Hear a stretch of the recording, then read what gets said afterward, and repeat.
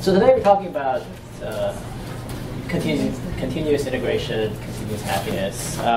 If you're looking for something very technical, speak up. You're talking quiet. You're always loud.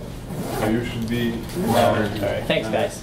So today we're talking about something that's, we had a side bet, turning a very technical topic into a non-technical topic. So we're going to talk about continuous integration, which you might or might not have heard, and talk a little bit about the business value and how it can improve your daily lives, so to speak. But if you would like to go technical, we will have a chance as well. So you talk to this guy. Who we are? Yes, my name is Yuri Gerasimov. I'm working at FFW. I'm a long-time Drupal developer, but lately I'm also switched into managing team. We have a team of like 12 people. Everyone works remotely. And we had a lot of experience with continuous integration, and this is the way we build sites right now. So in this session, we will be sharing the experience. I'm Chang. I dabbled in Drupal, I suppose. And I'm a managing director at FFW. Yuri and I work very closely together. And I try to kind of dumb things down so that everyone else can understand. So here we go. So when we talk about continuous integration, kind of this is an image that comes to our mind. It's a lot of gears. It's a very complex process. It's something that you might or might not understand. It's a buzzword. A lot of people heard about it. A lot of people might have experience for it, but this is what it comes to my mind when someone tells me continuous integration process and automation and things like that. So you might also think of, maybe you have seen some of these things before, and those are some popular tools and platforms. You have Bamboo, which is a product from Confluence that does continuous integration. You've probably seen things like Snap, another tool by ThoughtWorks. You've probably seen that old guy up on the right-hand side, Jenkins, which is another popular open source tool for building continuous integration. So all these things, maybe some click, some doesn't. They're just logos, and they're things people are selling, might be open source. But those are some things that you might have seen before. So why are we talking about continuous integration? Really what we have is we have a story to tell you guys, how it come to us. It's really about an event, a trigger point, how this actually came to us, how we learned to use it, and how this has transformed our lives, so to speak. And I would say that most of the times, really, the story has a pretty challenging beginning. And in our case, what we really had is that we had a very big project that's unprecedented size. We had very small amount of time. We had really no room for error. It was, you either do it 100% or Donald Trump, you're fired. So sorry about the bad reference. But it really was unprecedented size and a lot of complexity. I think it was many thousands of hours, a lot of server. I heard a lot of things I never heard before, like Redis, delayed write system, aggregated query, PHP daemon, all those things that I really only heard of. So it was a lot of complexity, I think, from everything from setting up the project to executing them. We had about 2 months to do this project with many thousands of hours. We had a very small team. We had about 4 people really on the team to build this project. So that was just really an overwhelming start for us. We felt like, what we felt like is we felt like we were building a city overnight. We were trying to build a world overnight. And we felt a sense of overwhelmingness, I would say. We felt excited, but it was also very, very overwhelming. So this is really what we felt like, was building a city overnight. And that wasn't a great feeling at that time.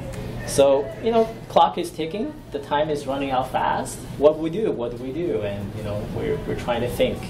So we really feel like, we feel like this guy many years ago when he was still young and agile and he can doing possible things, but we felt maybe that was a little bit dramatic. Maybe it was more like, Restaurant Impossible.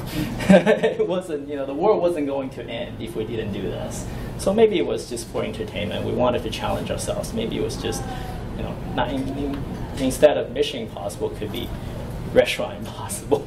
So we really step back and try to think, what is it that we needed to do in order to get this done? So really what came to our conclusion was that we really needed to improve our quality, and we need to do that fast, because what that allows us to do is we don't have to go back and retest things and rebuild things, look at things, fix them. So that's the part where we get delayed, we get a very long, dragged out process. So we really needed to improve our quality fast. And when you are familiar in the software industry, you know that when you think about improving quality, what you're thinking is, let's do code reviews. Let's just review the code and make sure we're writing good code. We need standards. We need to follow, Drupal coding standard. We need to run coder tools, whatever. We need to write great comments, and we need to follow, best practices. And then also we need to be able to test every little thing as often, as early as possible, so that we can make sure we catch all the errors early. And then lastly, because I think we're all geeks in some ways, we want to automate things as much as possible. We want to find a way to do that. So we were thinking about along the lines of these things. And then, here we go. Yeah, so that is a story from business perspective, right? For developers, it was a little bit different. For developers, it was like, here we go, we have code review, right? And even on project-wise, the project was big and complex, and that was not dramatic. It was very challenging for us. And sorry, I do want to. A video is great. So that is our process before we started thinking about it, because we were on different conferences, people were shouting, "Oh, code reviews are great," and we had big teams, and we tried to implement them on big teams, and that's what happens, because big teams, they usually have people of different kinds. You have senior developers who knows their stuff, or they think they know their stuff, right?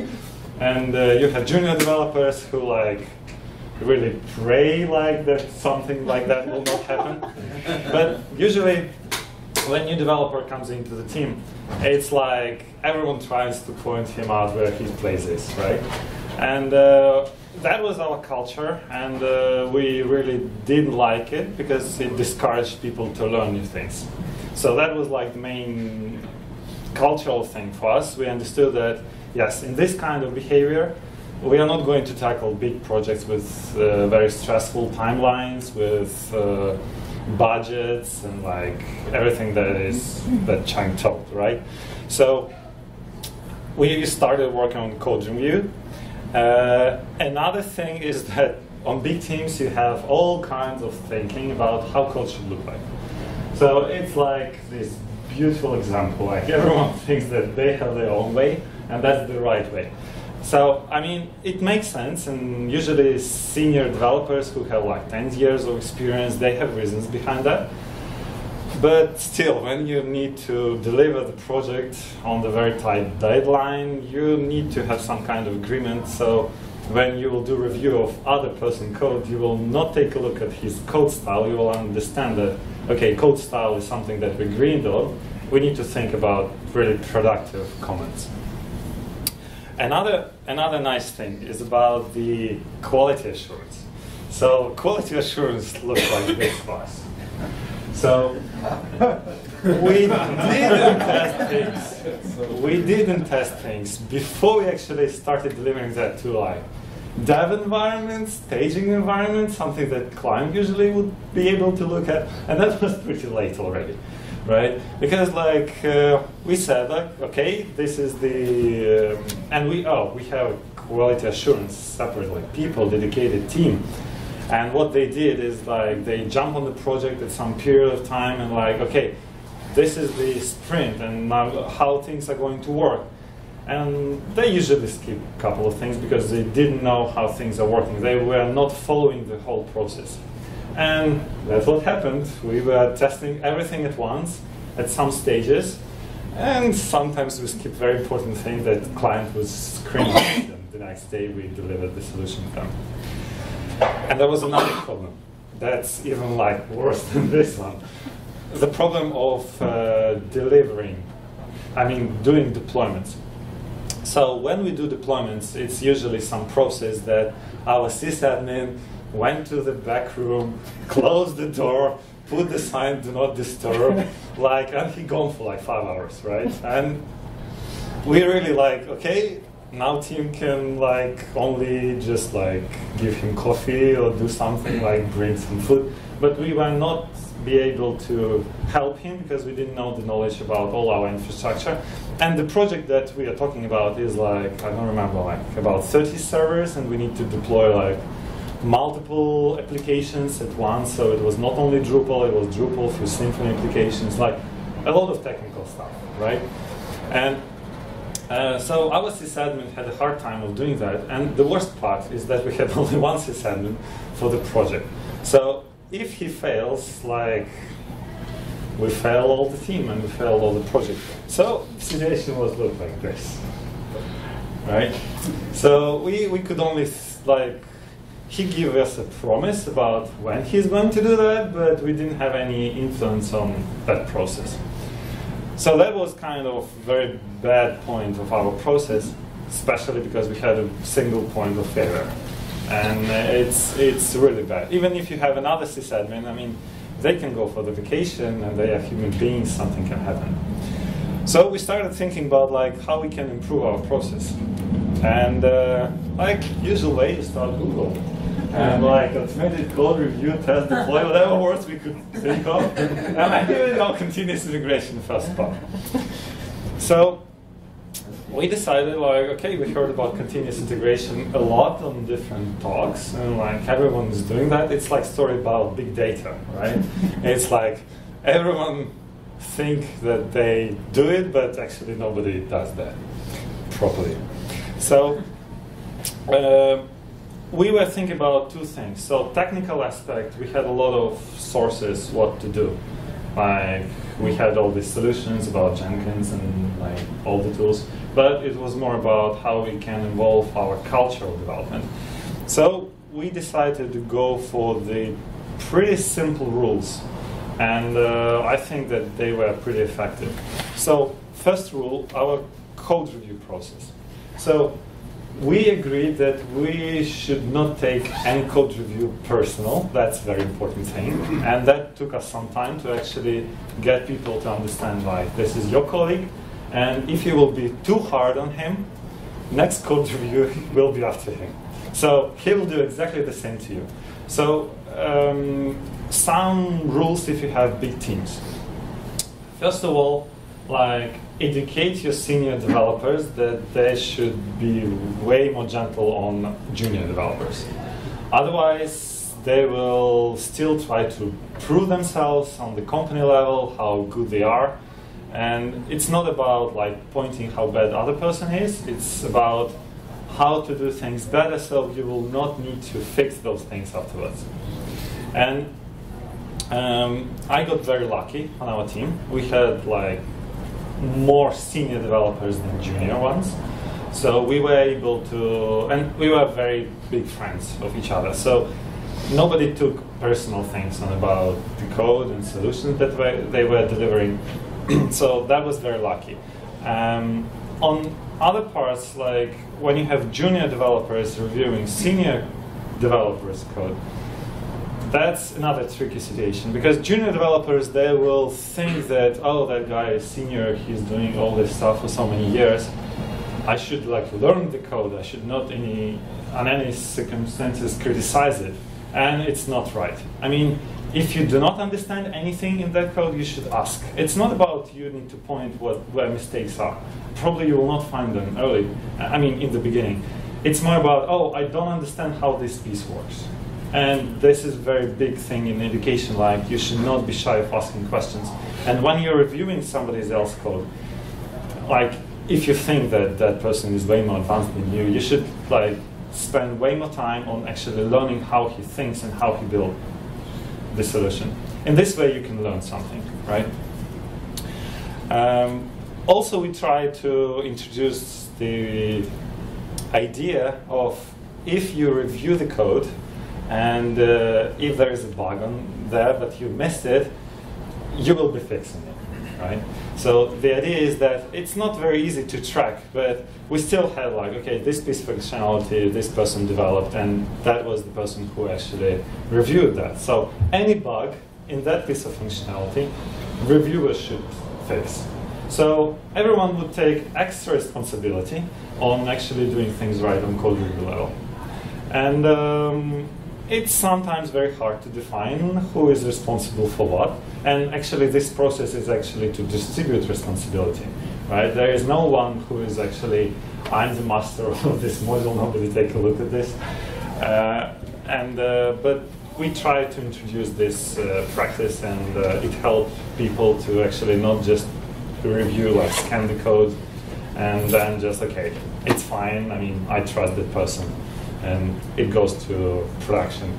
It's more about, like, I really need to make sure that it's right, because it's my responsibility as well. And we actually had several guys who took responsibility on their code too much, in terms of like, oh, it's my code, it's my world, I really like this pattern, nobody should touch it, and if anybody will touch it and do it wrong, I will just scream and we will have conflicts. We had this kind of mentality as well. Especially the guys who came from sysadmin's background, because they really want to have things working their own way. But we cracked this.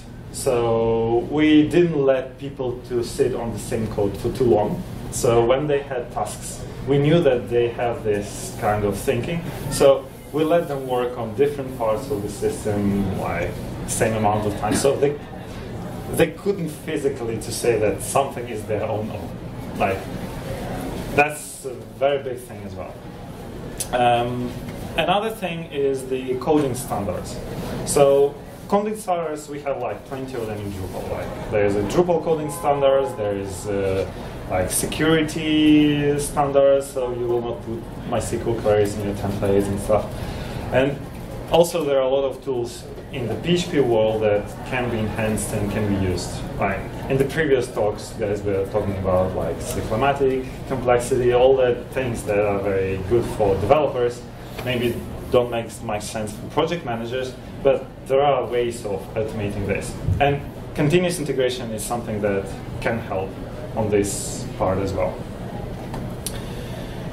And there was another extremely important to address the quality assurance thing, is we needed the way to actually test things very early.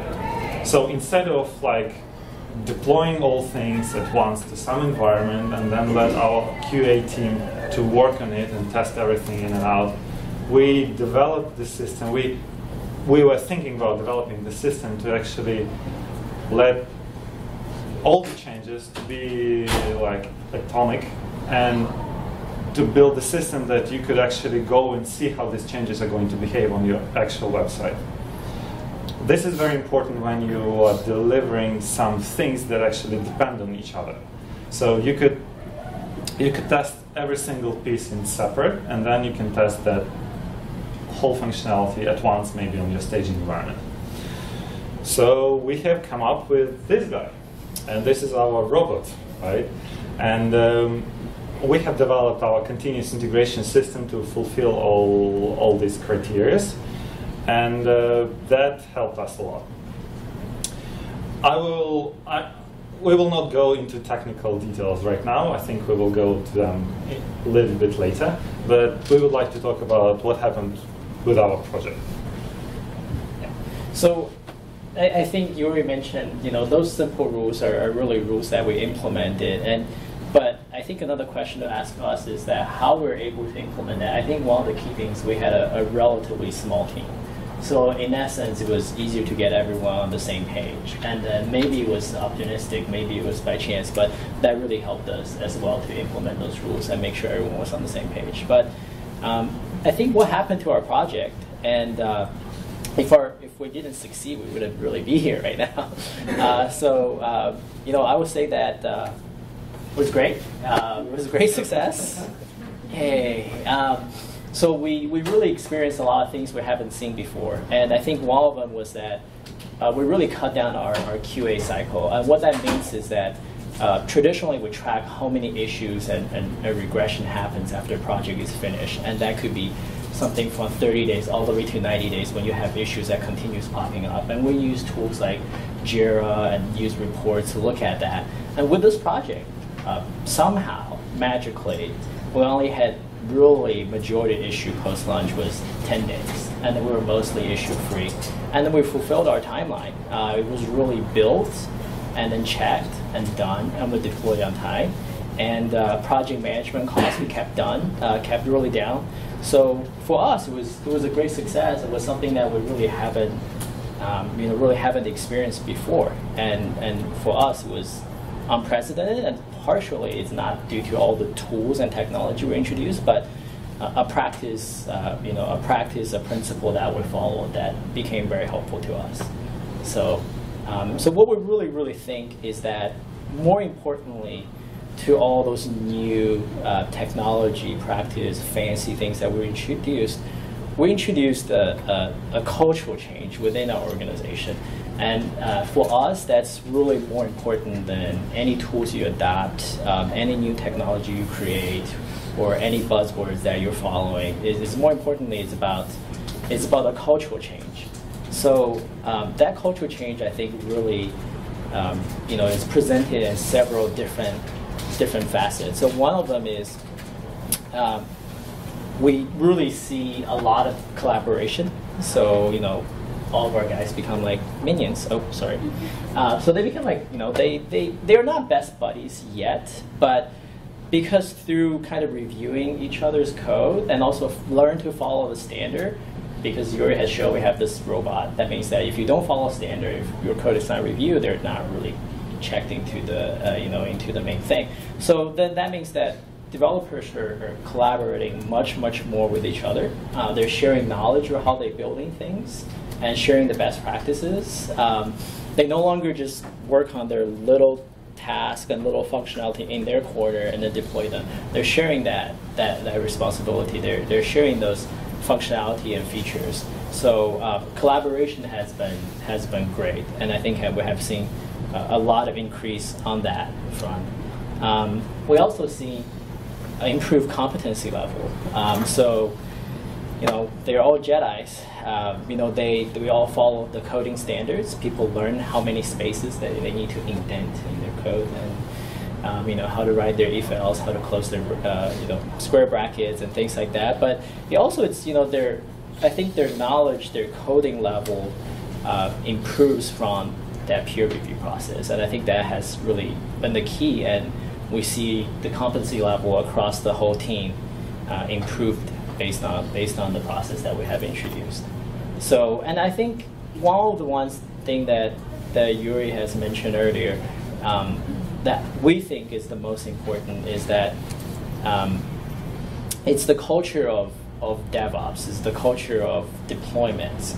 So it's no longer developers develop their code and DevOps and system admins deploy them.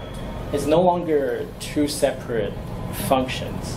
I like to think it's almost like the animation Ratatouille. Like everyone can cook, like everyone can deploy, everyone is DevOps, and that empowerment. So that empowerment is really important, and everyone understand what the process is. Everyone can deploy their code, and that really help us bridge the gap between development and DevOps.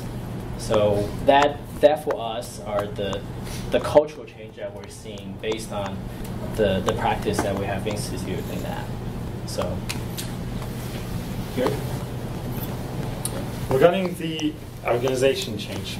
So when we started implementation of our continuous integration practices with different customers, we have seen very big opportunity for us to actually provide extra services, we can say in this way. And also it allowed us to prove ourselves in terms of we are way more stable organization in terms of development. So first thing is that we didn't have anyone who we really depend on. Like now it's like, of course you have like project manager, and if you don't have project manager, you probably will have hard time of doing anything, and like architects or some developers, but in general, we didn't have any developer who couldn't go for the vacation or couldn't get sick. So this is very important. So like on technical level, that just means that everything was automated and actually everyone could change that in the code. So we didn't need to let anyone to go to our servers, configure anything manually. We don't do that anymore. Everyone could do any changes to any service and everything happens from the code level. The quality assurance. Because we started testing all the little changes earlier, we had way less problems in the end of the project when we did integration of all these changes. So in this way, we reduced dramatically the time we spend on quality assurance in the end of the project. And probably it means that we need a bit more QA hours because we need to test everything like several times. But it released a lot of stress from the end of the project. Because like usually you deliver the thing after 2 months of work and then you spend another month for bug fixing. In this scheme, we deliver things more regularly to the customer. He has ways of checking things way earlier in the code. And there's another thing that we started in implementation. We started doing prototyping. It means that we don't know how customer will like some feature to be implemented. So we proposed them different options. And we don't merge them to our main code base. We just work them in features. We go with the customer how things are going to be working, and then he basically chooses, okay, this can be implemented in this way or in that way. And like on technical level, it can be like every problem, like positioning of blocks on the pages, whatever. Like there are many solutions on the same problem. And because we have system that allowing us to actually create these environments where we can show the client how things are going to be working.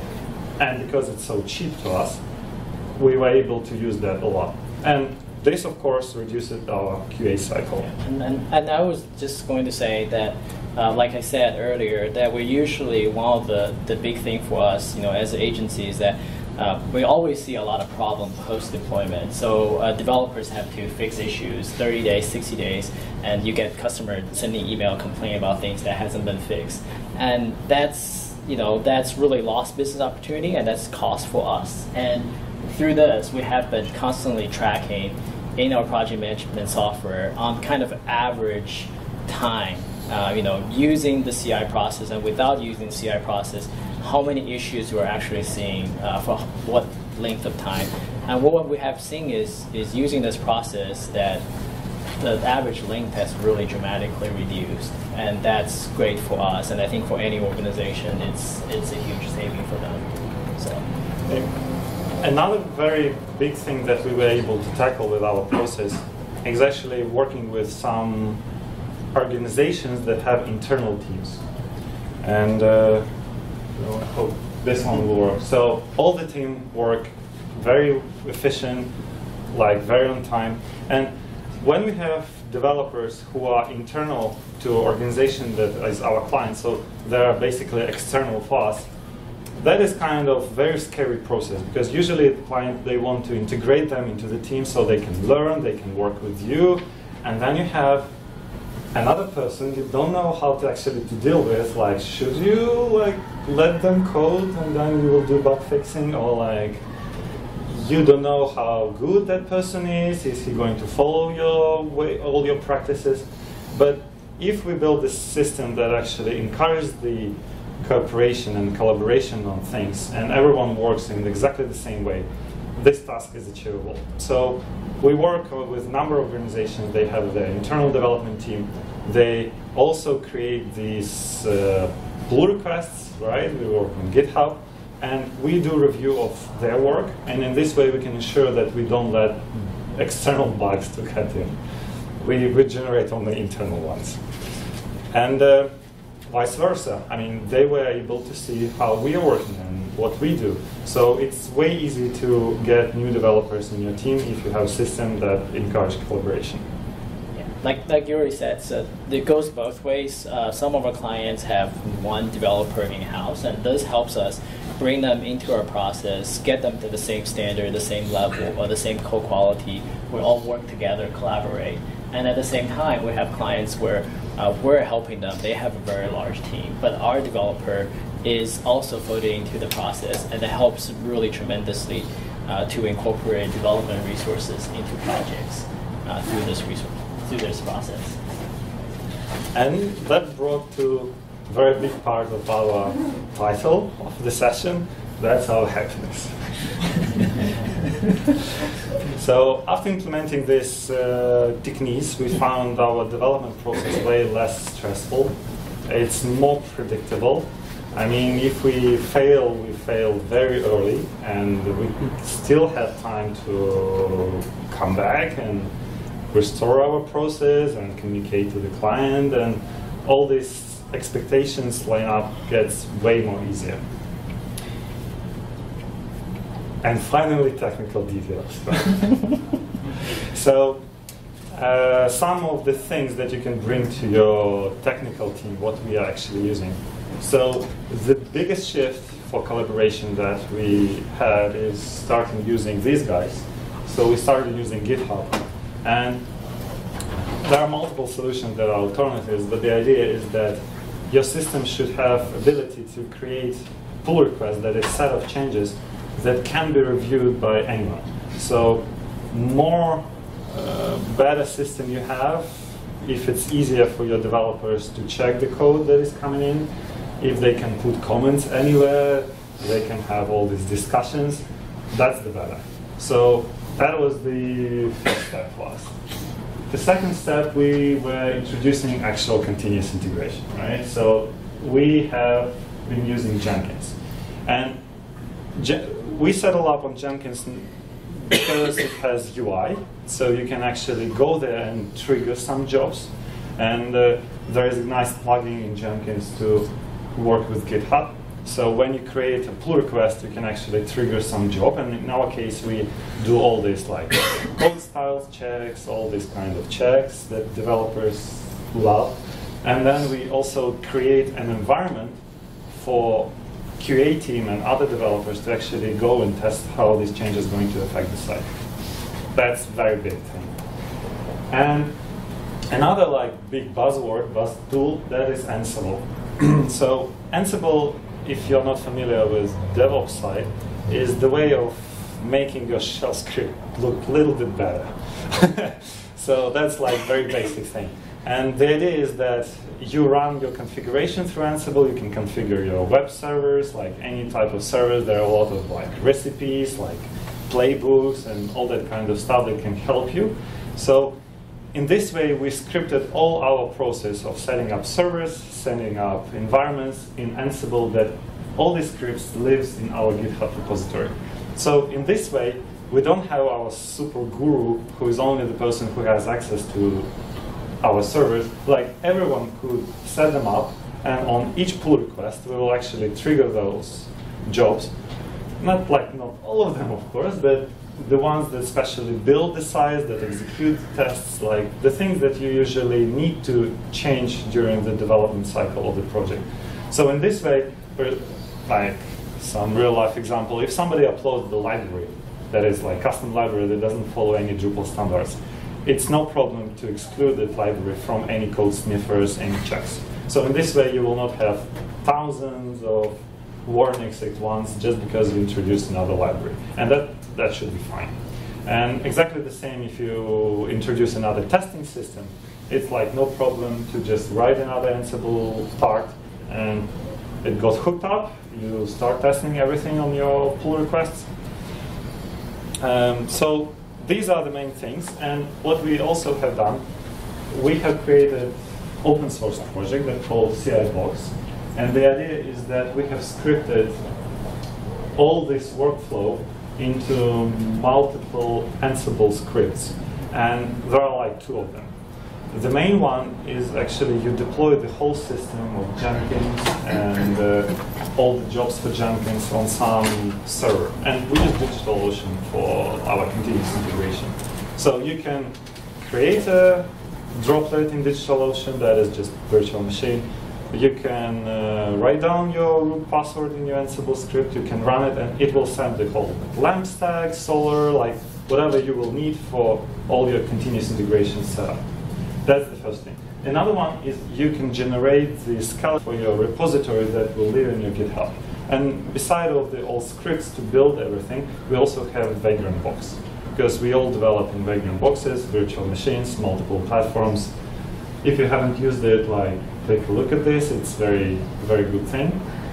So when we developed this CI box thing, we were able to scale our system. So it's not only our team is using this because we developed this. We also encourage other teams within the company, and we already have, I don't know, up to 10 teams using this on a daily basis, and they were able to start the process on their own. We teach a couple of sysadmins and team leads how to set things up, how things are working, and this encourages collaboration across multiple teams within big development organization as well. And I think we now serve more or less the role of actually being the internal evangelists and consultants to the other teams and providing them the expertise and providing them how the process works. And that's also very important. And I think this is it. There are our contact details. And if you have any questions, you're welcome. Yes, please. On your peer pairs, do you wind up using the same people together? Are they paired for a long time on a project, or is it kind of on a code review basis that you're paired with somebody that you might not have worked with on a project before? All right. So that's a very good question. So usually we dedicate a team for the project. It can be like 3, 4, 5 people. Yeah, usually up to 5. But it's very important. We have actually a rule. We should have included it. You are like not allowed to ask for the code review only one person. So usually it's like if you have 5 developers and you have like 4 other guys, one pull request should be reviewed by one guy, another pull request by another one. So you really need to go to everyone, because everyone has different experience, different background, different understanding how things are working, and it's not about the level of technical knowledge. It's also about level of knowledge of technical specifications and the whole project. So in this way, we never pair people like, okay, this is piece of functionality, 2 guys like go. And this is another piece of functionality, 2 guys just go. We really try to encourage collaboration across the whole team. Yes, please? Could you please stop saying guy? I'm very sorry. Yes? I want to clarify something that I think that I'm understanding. So you're using continuous integration you've been talking about here, but I believe what you're actually saying, the way that you're using continuous integration, you're talking about the whole DevOps cycle of continuous development, continuous integration, continuous deployment, continuous delivery, but you're using the continuous integration as just like an umbrella term for all of this, or is that a mistaken assumption and you really do just mean the continuous integration part? So this part I think understood by different people like different. I think it's a jumble buzzwords. We think of it as all of it, right? So it help, like the technology piece helps us to continuously delivering, code, to continuous delivery, doing deployment all the time. But I think more importantly to us is the rules, the structures, the practice, the process, and then facilitated by tools and automation and things like that that can help us to make the things easier. Because we talked about it before this, you could do all this continuous integration without any of the automated tools. You can do peer review of the code. You just say you have to peer review. You have to merge someone else's code. This all can be done manually as well.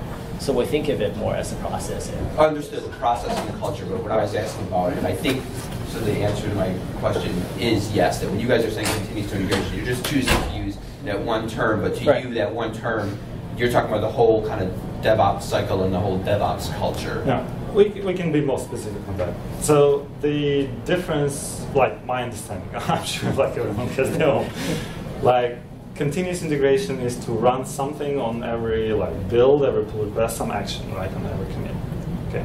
Continuous delivery is actually deploying those changes while they come to actual servers. We partly do that. So on our system, we have our development environment that actually lives on our continuous integration server that we deploy code continuously while it comes. So every time we merge the pull request, we deploy that code immediately. So everyone can test this. But to deploy the things to like staging environment that client has access to or production environment, that is manual thing. Even though it's like one click on Jenkins. Right. Because like people are actually using like sites and like they need to enter some content. They're not very happy if they spend like half day entering test content and then just wipe it.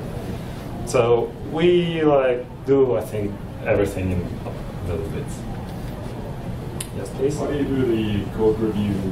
Face to face, or do you need to send emails to give feedback about code? Okay, so our team is like remote, 100%. Nobody sits next to each other. In this way, we have 3 options, but usually phone calls, people don't call. So GitHub really nice with it, because you can go and like comment things. Also, we have Slack channel, right? We can discuss things like if somebody is like, hey, I come up with this idea, what do you think about it? Like, this is the pull request, like, if I would like to have several reviews.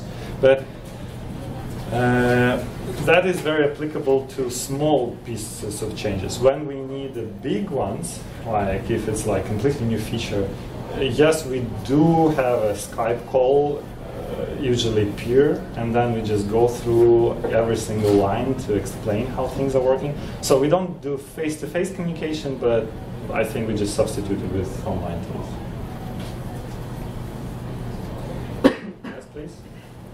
So, how did you actually start the continuous integration project? I mean, I saw stuff regarding coding standards, stuff like that, but I mean, the first part of the project, you assign activities to the developers and then you start rotating the developers so everyone feels comfortable about different pieces of code. How did you improve the collaboration? Okay, so that project, we started, of course, we started small, like in terms of introducing new techniques. So on that project, that was kind of like my decision, like we cannot do this anymore this way that we do.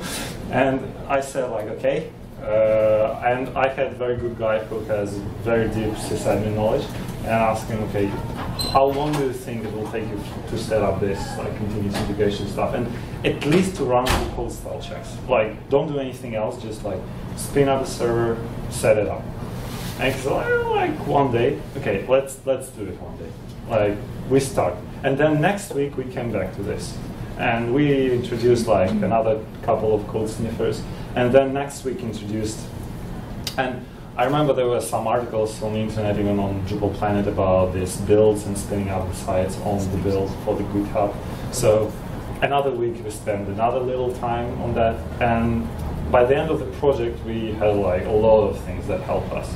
And all our team members, they were involved in this decision making, like what should be first, what should be second, like do we need this or do we need that? And there are like tons of code sniffers. Like there's JavaScript sniffers, like CSS, everything, but you don't need them in the very beginning. You just need to start somewhere, and then you will evolve depending on your process. And like collaboration part, that was also pretty easy. Like people were talking to each other anyway because they needed to fix some things that were developed not by them. So they needed to talk to each other about like how things are working, and they were very interesting to actually have some opinion about those things. So everyone was very open to code reviews. We were trying to introduce code reviews several times before, so we knew what not to do there. And this time process just went very well. So, and another thing, after the project, we did like retrospection, and we actually created initial set of scripts to deploy our current system to other projects, and then we refined it again and again and again. And now we have not only a couple of guys, a couple of people who are working on this project, but we also have at least 3 team leaders from other teams, from other offices that are like in other countries. We never work with them on our usual project, but because they started working with this system, they give us very valuable feedback. They even create like they introduced like behat testing and other type of testing to the whole project, and we all benefit out of it. So it's very like open source type of development. Yes. Did you integrate that screenshot tool you were demoing yesterday? So that's, yes. So this is something that we are definitely going to do. And the idea is that, so screenshot tool. This is the tool for another layer of testing. So there is the functional testing, and we're also introducing visual testing. Idea is that we create a set of screenshots and compare them with each other. Like you can compare your staging environment with production. And the idea is that with our continuous integration system, we will implement that first staging versus production. That's definitely the first thing we are going to do. But we're also planning to introduce the test on builds as well. And in this way, we have our system has two types of workflows. So first one is the installation profile, where you don't have database that you need to keep with content. And the second is with them. So when we have the database with live content, it's very handy to have the screenshot tool to work on this, because content is always the same. Otherwise, you will have a lot of false positives. So we are planning to introduce that for builds as well. Any other questions? Yes, please. Do you think using continuous integration in medium or small projects is a waste of time, or are we talking about that I can use this process in pretty much any kind of science project? So after we created the system, we don't do any other projects without it. Currently, it takes like half a day for any of our team leads to set a project up. And we have a lot of integration points, like we can deploy to our custom environments, like RQA, like different other places, and we have those scripts ready. So it's very good, and it's very easy to set it up. And we actually do workshops all the time internally, and we did like both sessions in different conferences, and people actually catching this up pretty easy. So I would definitely recommend you to take a look at this. And, well, it depends. If you have 20 hours project consultancy on something, definitely not a good choice.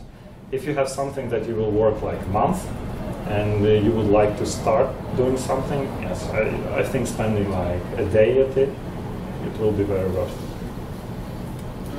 You did mention you have like an external QA team. Yes.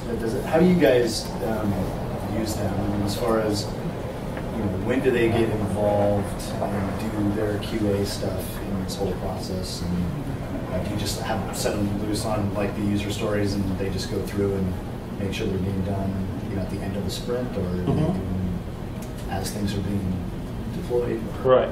So this is something that we are still fighting with. All right.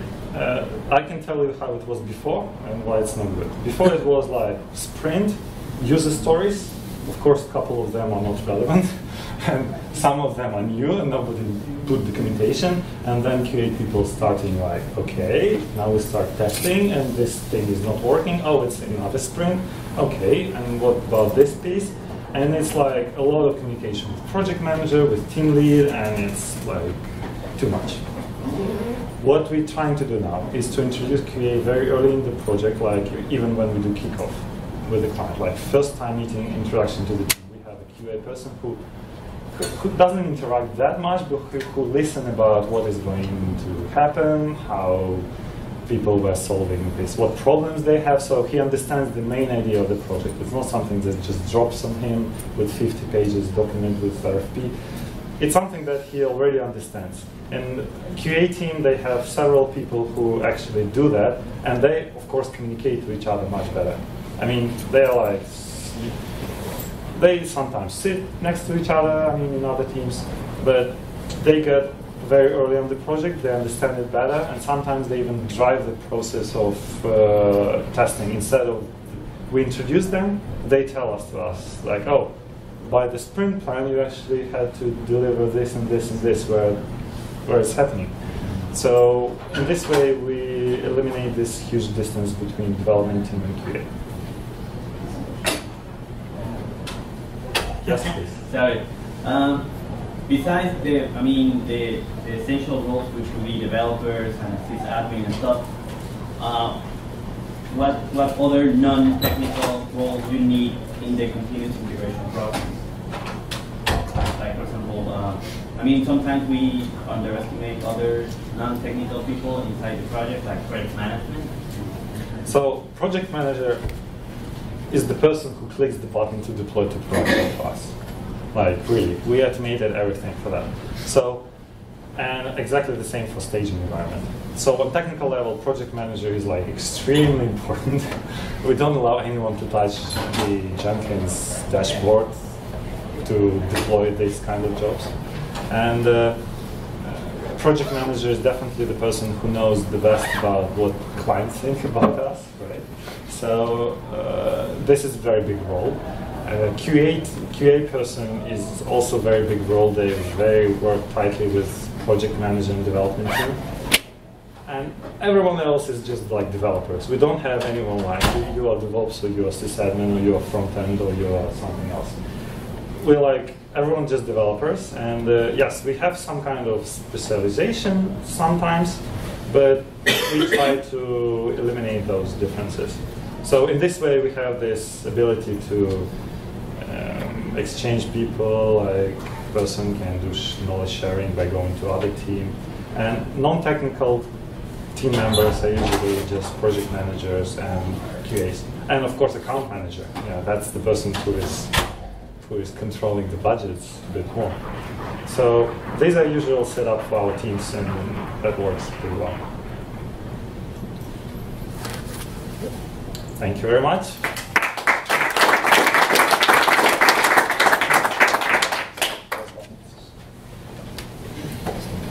This one.